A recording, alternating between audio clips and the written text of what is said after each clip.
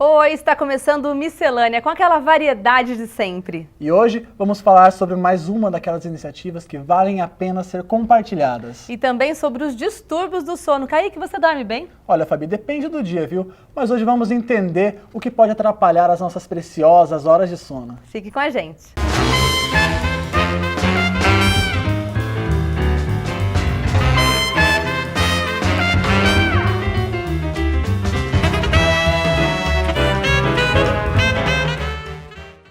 Dois cirurgiões dentistas com o objetivo de cuidar, oferecer saúde e compartilhar sorrisos no Haiti.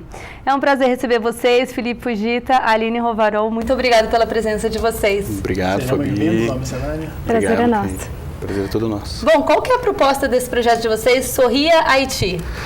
Nossa proposta é levar a saúde, melhorar, né, a saúde da população, principalmente das crianças, mas a ideia é a população geral, né, que tem sofrido muito com vários desastres naturais nos últimos tempos, né, em 2010, agora em 2016 também. Então a nossa ideia é tentar melhorar da melhor forma possível a saúde, não só bucal, mas geral de toda a população da cidade que a gente for, né, que é Porto Príncipe, lá no Haiti. E como surgiu a ideia de desenvolver um projeto social? Veio da primeira visita que eu fiz no Haiti, que foi no começo desse ano, em janeiro. E de lá para cá eu vim amadurecendo a ideia de desenvolver esse projeto, de dar assim, uma continuidade em tudo que a gente fez lá na primeira visita, né? Que daí a gente já tem mais ideia do que precisa melhorar e a gente está com esse projeto agora reformulado. Como é que foi essa visita? Fala um pouquinho pra gente dessa experiência. Que situação você encontrou lá? É um país que tem pouca estrutura, né? Então não conta com energia elétrica pública, né? Não tem também tratamento de água. Então tem pouca estrutura e a parte também odontológica é quase zero, né? Não tem profissionais no país. E foi daí que surgiu a vontade de estar ajudando essa população. Tive a oportunidade de ir e amadurecer melhor esse projeto. Imagino que vá para mudar e volte mudado para você. Olha lá, tem fotos de lá. É. Olha lá que belezinha. Fotos muito bonitas, aliás. Mas que graça. E aí, chegando aqui, o que mudou em você? O que mudou como pessoa ir até lá? A gente fica muito mais grato, né? A gente vê a vida de um outro prisma, porque você conhece pessoas que têm realmente muito pouco, né? E são muito gratos com qualquer ajuda, qualquer atitude, qualquer sorriso, ficam muito agradecidas com qualquer gesto, né? E a gente aprende muito. Então a gente leva saúde, mas a gente traz também muito afeto, muito amor. É tão verdade que a gente recebeu aqui o Bruno, que ele foi também em missão para o Haiti, e a resposta dele sobre o que ele viu que mudou foi a mesma. A gratidão, a gente volta muito mais grato. Então pra gente ver o pessoal de casa que acompanha a missão, ver que é isso mesmo, né? E agora você vai levar o Felipe também, né? Como é que vocês estão se preparando para essa próxima missão de vocês? Então, nós começamos, né, conversando. Quando ela veio com essa ideia, a gente começou a sentar, vamos conversar, e ficou realmente com um tempo relativamente curto. Então as pessoas perguntaram, poxa, né, ficou um tempo curto para vocês conseguirem ajuda, mas a gente está realmente tentando ao máximo, né, para a gente conseguir. Então o preparo que a gente fez, eu no caso, eu fui correr atrás, né, tem que correr atrás de vacina, febre amarela, aquelas coisas e tal, né, e a gente começou a correr atrás de doação, principalmente de medicamento, que realmente é uma coisa que falta, como a Aline mesmo falou, tem muito pouca estrutura, a saúde realmente pessoal lá é bem precária. Então a gente foi atrás de doação, de medicamento, de instrumental, de equipamentos para a gente poder usar e atender o pessoal lá, né?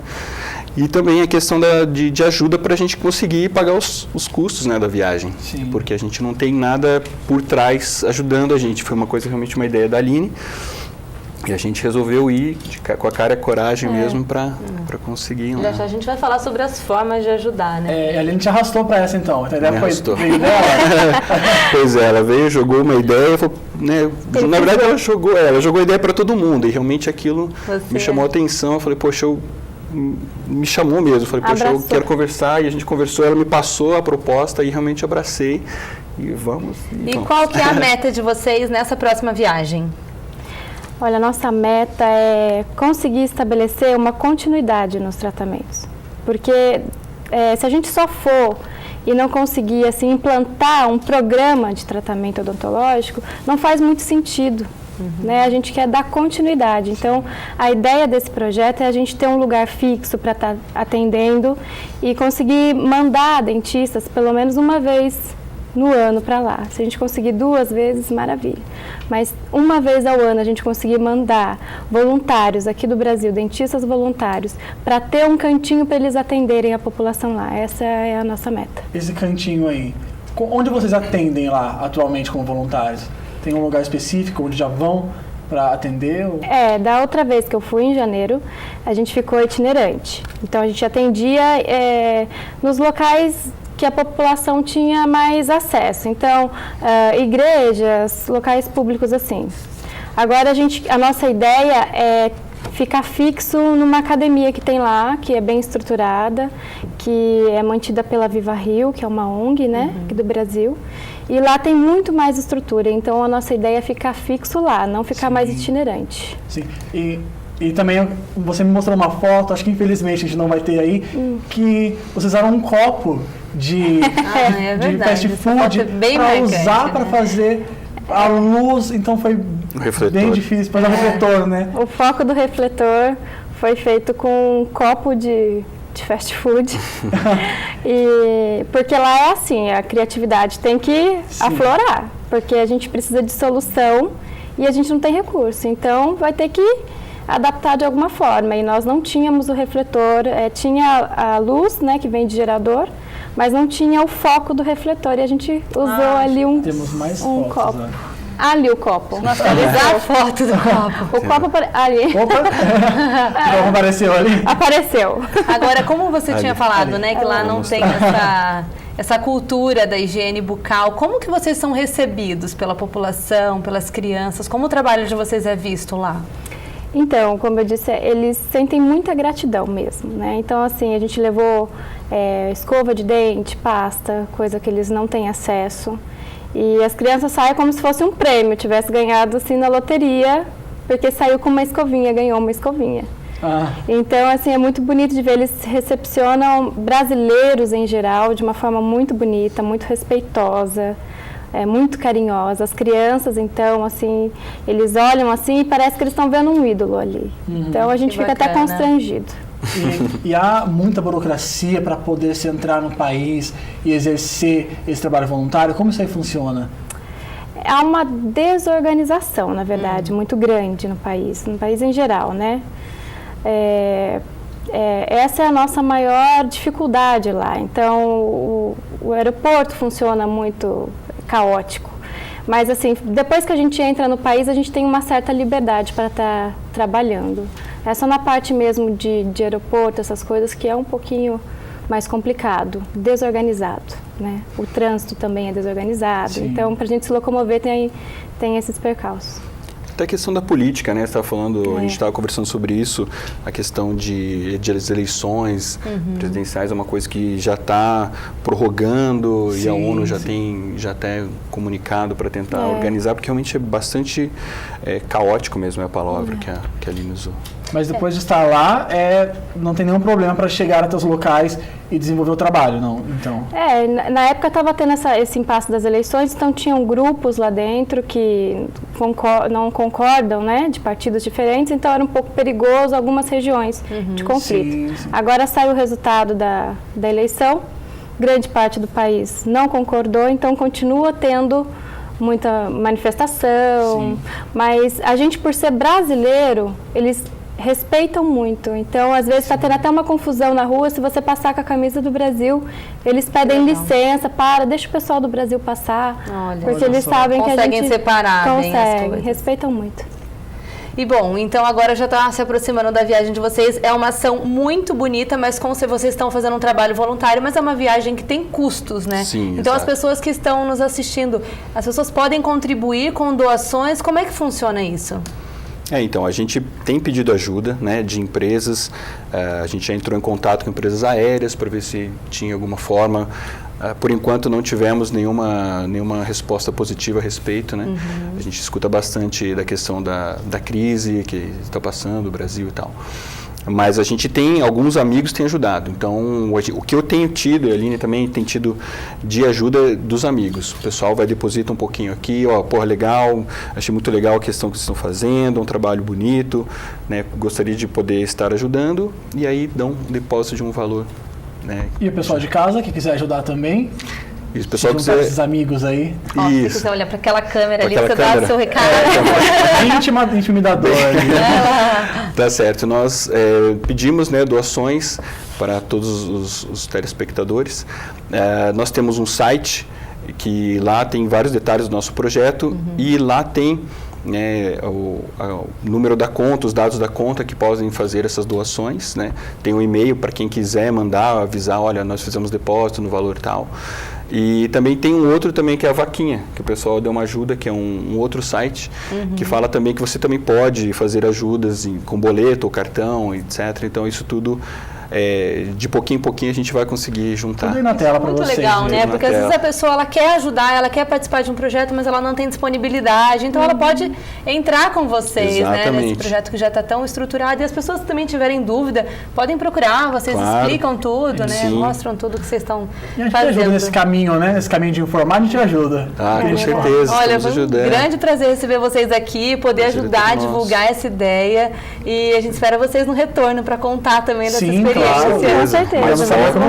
Obrigado, viu? Muito obrigado. Nós agradecemos. Muito obrigado. Parabéns pela atitude de vocês. Obrigado. Boa viagem. Obrigado. Você aí de casa, daqui a pouquinho tem mais miscelânea, tem que tirar dúvidas aqui. Então não saia daí. Até já.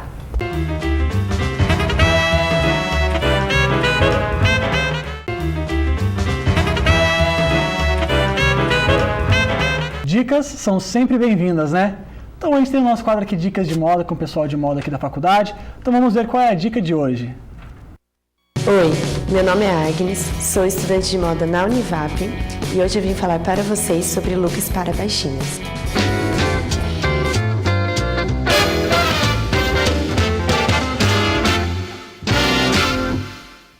Três dicas importantes. Primeiro, invista em saias com cintura alta e acima dos joelhos, assim como as mini saias. Segundo, para as calça jeans, invista com modelos de lavagem escuras, com altura na cintura, é o ideal para baixinhas. Terceiro, prefiro sapatos de bico fino, sapatilha e escarpins que mostrem mais o pé, dando a impressão de pernas mais alongadas. Esse foi o Dicas de hoje, espero que tenham gostado e até a próxima.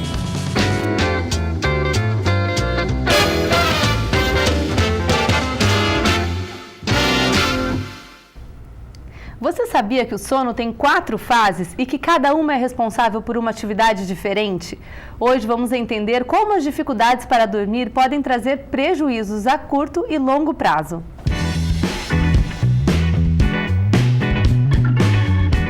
Bom, nós recebemos aqui no estúdio um médico especialista em medicina do sono, Dr. Luciano Rotella. Doutor, muito obrigada pela sua presença aqui no nosso programa. Eu que agradeço. Tratar um tema que todo mundo tem interesse, né? O nosso sono. Legal. Então, bom, eu falei agora há pouco das 4 fases do sono. O senhor poderia nos explicar melhor que fases são essas? É bastante importante saber sobre isso porque significa 1/3 da nossa vida. A gente tem a imaginação quando a gente dorme, a gente desliga e que vai recomeçar a vida no dia seguinte. Na verdade, nada acontece assim, né? Então, o coração está batendo, o rim está filtrando, está tudo funcionando. Então, descobrir um pouquinho do sono é entender um pouquinho de 1/3 da nossa vida. Se a gente colocar uma média de 8 horas diária, a gente vai estar descobrindo 1/3 da nossa vida. Então, o sono é dividido em algumas fases, né? Essas fases, elas são mais para os mamíferos. Se a gente pensar nos peixes, nas aves, as coisas mudam um pouquinho. Certo. Então, quando a gente fala em sono animal, a gente não pode seguir essa regra. Sim. Mas no homem, né, no animal mamífero, a gente divide em 4 fases, né? Sono tipo 1, que é aquele período que a gente está quase acordado. Na verdade, metade da nossa onda neuronal dizendo para a gente que a gente está entrando no sono. A outra metade da onda neuronal é deixando a gente num estado de reação. Então, o sono tipo 1 é um sono muito superficial. Ele é entre 5% e 10%. É uma significância pequena, mas ele existe. É o que mantém a espécie, inclusive, né? Se a gente imaginar que se a gente dormisse a noite inteira num sono profundo, talvez a gente não existisse como espécie. Então, ele é um sono bastante importante. O sono 1, porque deixa a gente esperto com o meio. Se a gente pegar animal pequeno, por exemplo, coelho, rato, eles fazem mais vezes o sono 1 e numa porcentagem um pouco maior. que eles são caça, então eles têm que estar um pouco mais espertos. Aí vem uma fase muito grande, que é o sono 2, que seria aproximadamente de 45 a 55, varia com a idade esse percentual, que é basicamente o nosso sono, mais da metade. E depois a gente entra na parte gostosa, que é a parte do sono profundo, que é o sono 3, e o sono mais interessante, que é o sono REM, que é onde a gente sonha. Aproximadamente 25% do sono é esse sono bom, o sono REM. Então, às vezes, a gente tem uma falsa impressão que a gente fez um sono muito pesado. Na verdade, é 25%, que é esse sono bom. Mas é nesse momento que a gente realmente descansa? Isso, nesse momento a gente faz a memória, a concentração, o estado de humor, descansa, tem um relaxamento muscular maior. É a hora que tem maior relaxamento muscular, é sem dúvida a fase mais importante do nosso sono. Olha, e quais são os principais problemas que podem atrapalhar aí uma boa noite de sono? E a nossa sociedade está criando muitos problemas, né? Sim, sim. Antigamente a gente acordava como os animais. Então, o sol levantava, a gente com a indução da luz acordava e depois ia dormir quando o sol se colocava. E lá na Idade Antiga, lá nos primeiros incêndios em Roma, começaram a falar que era interessante ter gente acordada porque pegava fogo toda hora. Aí começaram os serviços de turno naquela época. Então já tinha gente preparada para apagar um fogo ali à noite. Olha, e aí já começou gente a trabalhar de noite. Olha. Depois veio o nosso século aí com a luz elétrica, que a gente deveria estar dormindo e está todo mundo lá com uma luz na cara, lendo um livro. Passaram alguns anos, veio a televisão. Então, além da luz na cara, tem um bom estímulo ali para você ficar. Se for esporte, tem gente que vai dormir 3 horas da manhã. Agora eu já até imagino, o celular. E depois veio o celular, e pior, veio a interação. Na verdade, você pode ganhar dinheiro à noite jogando pôquer, ou você pode vender coisas durante a noite. Você não dorme e faz as pessoas não dormirem também, né? Não fica Isso atrapalha muito a filosofia. A gente pensando que precisa descansar para estar melhor no dia seguinte, usa a noite para fazer isso, na verdade vai ser um problemão lá na frente. E cada dia está pior, cada dia as cidades são mais elétricas, você pode ir para capitais. E não somos apenas nós aqui que temos dúvidas, o pessoal de casa também mandou umas perguntas aí, sim. E vamos conferir a primeira. Oi, meu nome é Maria Elisa, eu tenho uma dúvida, eu gostaria de saber como se reconhece uma pessoa quando dorme mal e quais são os seus sintomas? Boa pergunta, porque a gente pensa assim, ele está dormindo, como é que eu vou descobrir, né, se ele está dormindo? Às vezes a pessoa é solteira, ninguém sabe o que acontece, né? Sim, sim. É sempre o sintoma diurno. Então, a pessoa, em geral, é mais cansada, sente fadiga muscular mesmo, sonolenta e tem dor de cabeça matinal. Muitas vezes o sintoma escapa disso e vai para uma outra área. Então, a pessoa fala, olha, eu acordo com a boca seca, ou eu acordo 10 vezes para ir no banheiro. Aí a gente pergunta para o paciente, mas o senhor toma algum diurético para ir 10 vezes no banheiro? Não, não tomo. Olha a idade dele para ver se ele é prostático, 35 anos. Então, são sinais totalmente diferentes do que a gente espera. Esse tipo de sintoma é o menos comum, mas leva a gente a fazer diagnóstico, e os mais comuns é sonolência excessiva diurna e fadiga. Então, se você vê uma pessoa muito cansada, sempre reclamando, precisa investigar o estado dela, tireoide, doença reumatológica, mas o sono, sem dúvida, é um dos aí principais indicadores. Sim, sim. Temos mais uma pergunta. Programa Miscelânea, meu nome é Rúbia e eu gostaria de saber o que é paralisia do sono. Quando a gente muda de estágio de sono, que eu expliquei um básico aqui dos estágios, mas na verdade a gente não faz 1, 2, 3, 4, 1, 2, 3, 4, sono varia. São ondas, mas nem sempre sequenciais. E quando a gente passa de um estágio para o outro, a gente tem uma reação neurológica. Nós estamos mudando para uma nova atividade neurológica. E muitas vezes ela está interligada com o sistema nervoso simpático, que é a nossa musculatura, o nosso tônus muscular. Existe uma doença, na verdade quase todo mundo passa por isso uma vez na vida, em que nós estamos dormindo, mentalmente está dormindo, os neurônios estão mostrando nosso corpo atividade de sono, mas muscularmente a gente tem um abalo muscular.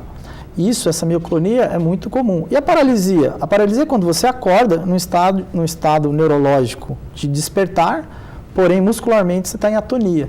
Dura alguns segundos e chama muita atenção, porque você mexe o olho, percebe que o corpo está parado e assusta bastante. Deve ser desesperador, E né? aquele momento que você está lá pegando no sono e dá aquela, parece que você caindo? É o que eu citei Isso antes, é a mioclonia. É o músculo. É uma mudança de estágio. Quando que ela fica mais perceptível? Quando você muda muito a sua rotina de sono. Se você não faz um sono regular, sempre no mesmo horário, se você desrespeita muito essa rotina, usa muita cafeína, por exemplo, num feriado, num carnaval, que você sai toda noite. Aqui. Tá tudo errado na minha vida. Tudo errado aqui Tô também. sentindo, tá tudo errado.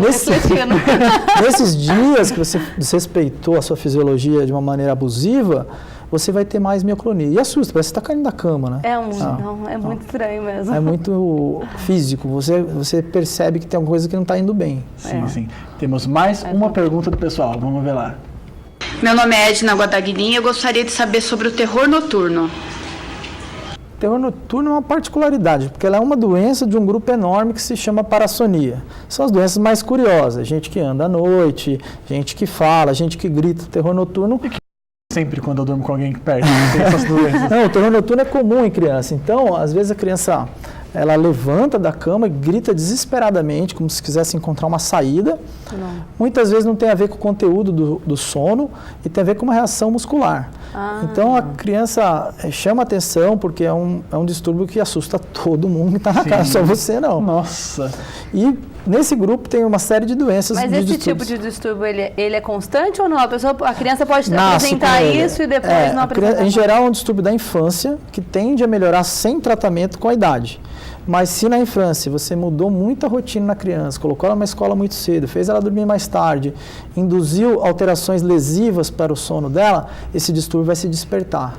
Então, às vezes, a criança que vai para um acampamento, por exemplo, que passa lá a primeira vez 7 dias no acampamento e muda a rotina e acorda um pouco mais tarde, dorme mais cedo, pode acontecer lá e assusta todo mundo, aí chama a mãe, olha, aconteceu isso. Na verdade, é porque ela mudou muito a rotina dela. Mas o que isso difere de um pesadelo mesmo? Porque tem uma reação física, tem reação física, né? Porque a criança também, quando tem pesadelo, ela grita alguns segundos. Essa dá uma mudança no sentido físico. Ela senta na cama e grita desesperadamente. E o que faz nesse momento? Que o pai tem que acalmar. O pai tem que acalmar. Ele pode conter, mas sem segurar a criança, né? Interessante é não deixar ela correr risco, cair de uma beliche ou colocar a mão numa eletricidade, né? Pegar algum objeto pontudo.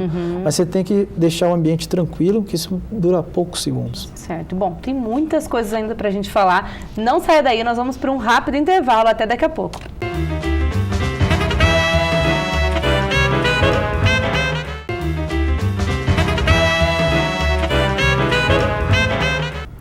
Oi, já estamos de volta. Hoje o nosso Tira Dúvida é sobre os distúrbios do sono e nós ainda temos muito a falar sobre esse assunto.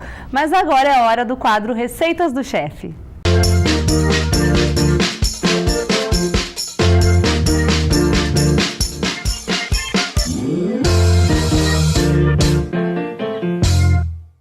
Fala galera, beleza? Meu nome é Matheus, tô indo pro 2º ano de gastronomia, tô aqui para ensinar vocês uma receita muito bacana, um petisco caipira com uma geleia de pimenta. Vamos lá?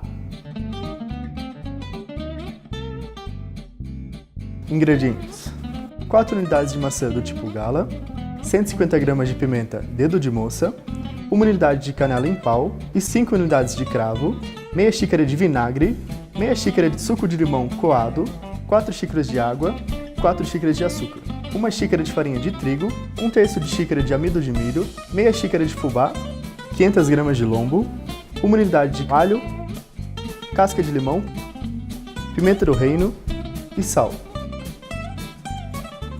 Bom, o primeiro passo no preparo da geleia é a limpeza das pimentas. É um processo que demanda muito cuidado.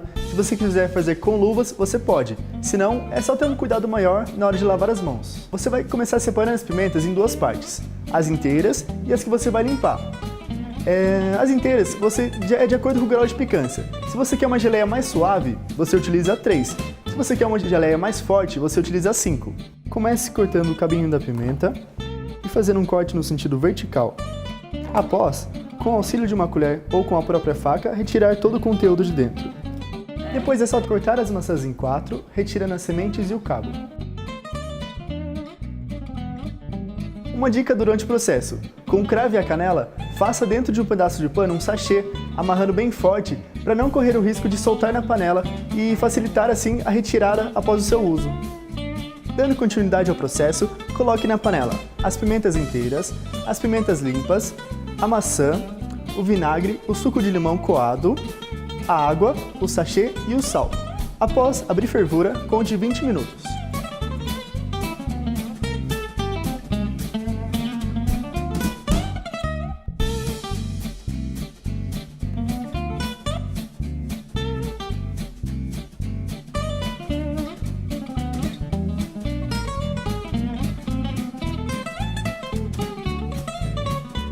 Depois de ferver, é só retirar o sachê e colocar para processar até ficar totalmente fluido.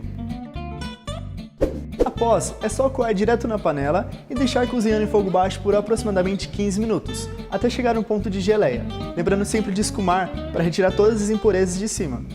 Por fim, montar em potes fechados ou cobrir com papel filme e levar à geladeira. Para o preparo do lombo, corte-o em tiras.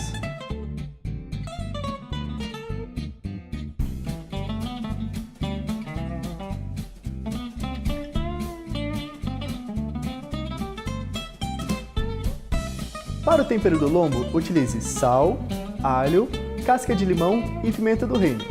Misture todos os ingredientes e reserve.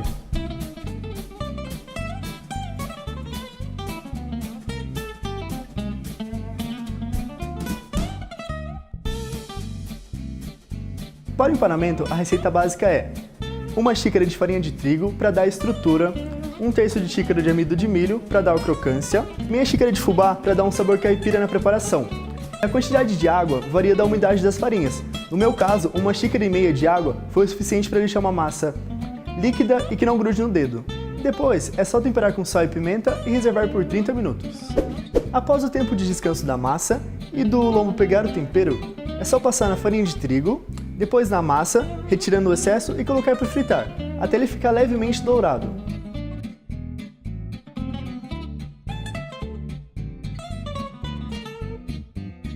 Espero que tenham gostado da receita de hoje e até a próxima receita do chefe.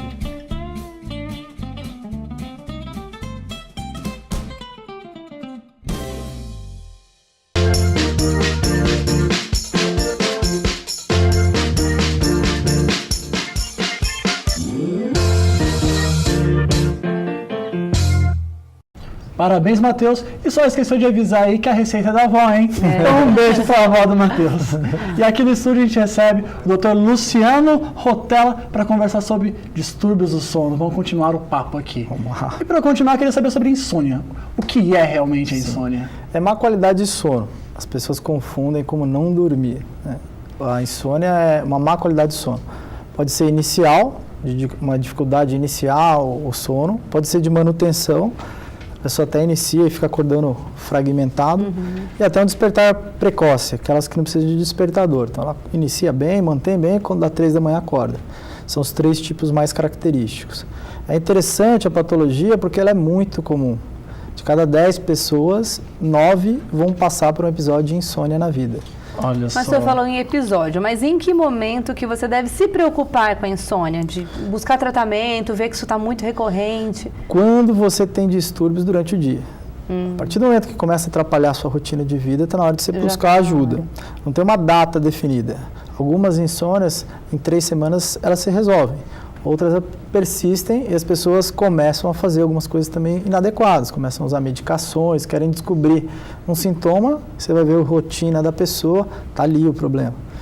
Outras têm doenças de outras áreas, por exemplo, transtorno de ansiedade, depressão, e aí como efeito secundário disso você tem insônia. Por exemplo, eu tenho uma amidalite e eu tenho febre.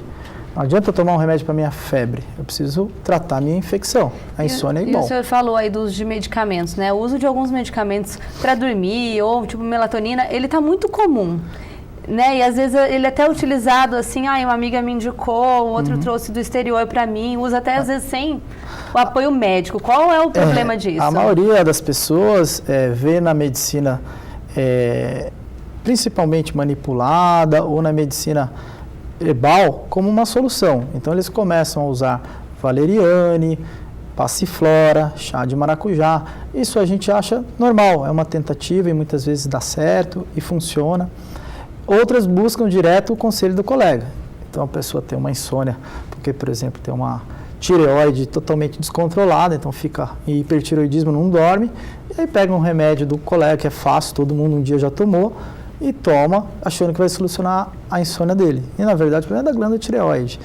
Então, enquanto estiver flutuando aí nos fitoterápicos, eu acho interessante. Agora, quando passa a mudar, a comprar hormônio sintético, como a melatonina, ou mesmo você buscar o conselho de alguém que já usou, às vezes a patologia é totalmente diferente. A melatonina, por exemplo, tem uma indicação muito pontual para quem não tem luz.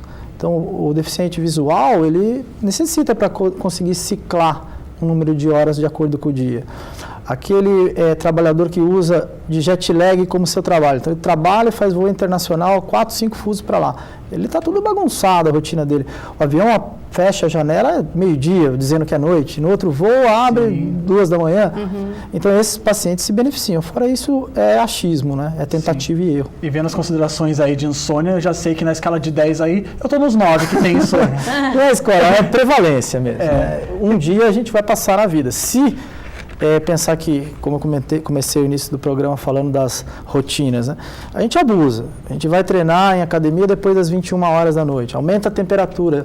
A temperatura, quando baixa, ajuda na liberação de melatonina. Então, você começa a estragar o que estava certo. Aí busca um remédio, as coisas vão dando errado. Né? E tem outras doenças como a apneia, tem o ronco também, que atrapalha muita gente, não só quem tem o problema, né? O vizinho ali que fica do lado. O ronco é uma doença social. Se a gente pegar um casal, eu tinha um professor que falava que precisava fazer o exame do sono, era até pré-nupcial. Por quê? Porque se a mulher ali, quando casa, tem filho, começa a acordar toda noite para cuidar do bebê, fica mais ansiosa pelos momentos que vive, ela começa a ter uma insônia. E o marido começa a ganhar peso, faz menos exercício, e é mais comum em homem o ronco. Então dorme alguém que ronca com alguém que tem insônia. Vira um problemão, né? Nossa! Vira um problemão. O ronco é muito prevalente. O ronco é uma vibração, na verdade, do ar, enquanto na via aérea superior. Então, passa pelo nariz, desce lá atrás no cavo, vem aqui no palato, onde tem a campainha, né? E desce pela base da língua e vai embora. Nesse trajetória, que é um palmo, pode ter uma vibração desse tecido mole e provocar o ronco. Agora, ele, por si só, é um distúrbio social. O problema é que ele vem muito acompanhado de apneia. E aí vira uma doença séria, uma doença que, dependendo do estadiamento dela, pode dar transtornos cardiológicos, aumenta o risco de AVC, e a coisa vira... O ronco está totalmente relacionado à apneia? Não, tem um percentual alto. Os estudos são bastante diversos em relação à idade e à prevalência, mas pode ter 35%, que é bastante alto, num adulto que é magro. Ou seja, quando ronca é um primeiro sinal para investigar. Sim. Certo. E dicas para se ter boa noite de sono. Estamos falando de todos os problemas possíveis aqui, do que o nosso tempo permite também. Agora as dicas para se dormir bem aí. Tem que pensar no homem lá do interior. Ele acorda com a luz do sol. É interessante você ter um quarto arejado, um quarto que seja sem luz. O ideal é ter um abajur, que tenha pouca luminosidade, não no seu rosto. Esquece a história do celular depois das 21 horas, ideal até depois das 18, 19. Nossa. Não ficar assistindo televisão. É muito fora da nossa rotina atual tudo isso. Mas algumas coisas a gente consegue mudar. Não fazer exercício depois das 21. É quase uma utopia. É verdade. Algumas coisas a gente consegue colocar em prática. Não tomar cafeína depois das 18 horas. Não se exercitar porque aumenta a temperatura, não fazer grandes refeições também depois das 21 horas. A alimentação também é importante, né?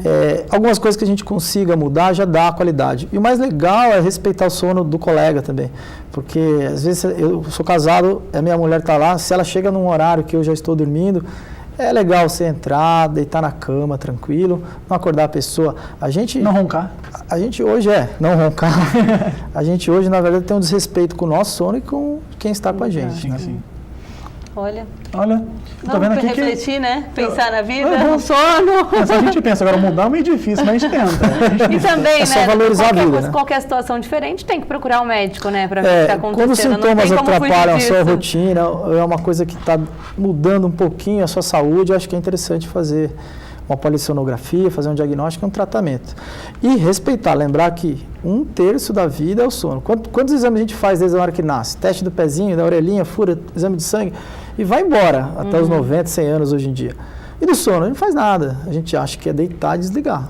É 1/3 de tudo isso, o sono. E quem quiser se consultar, contatos aí. Não conseguimos responder tudo, né? Então deixa o seu contato. Eu estou no Pompo 221, mas os profissionais que cuidam são das mais diversas áreas. A gente teve os dentistas, eles cuidam também. A gente tem profissionais da otorrino que cuidam também. Pneumologista, psiquiatra. Hoje em dia todo mundo está antenado na questão do sono. Está se dando mais importância, ainda bem, né? Que bom. Muito obrigada por tanta informação aí. Obrigado, eu que agradeço. Obrigado pela participação. Valeu, obrigado, doutor. Obrigado. Você de casa também, obrigado por acompanhar a gente, mandar os seus vídeos com suas dúvidas. E semana que vem a gente está aqui de novo, né, Fabi? Isso, acompanhe nosso trabalho nas redes sociais, fique ligado nos temas dos próximos programas e participe. Obrigado pela companhia. Tchau, tchau. Tchau.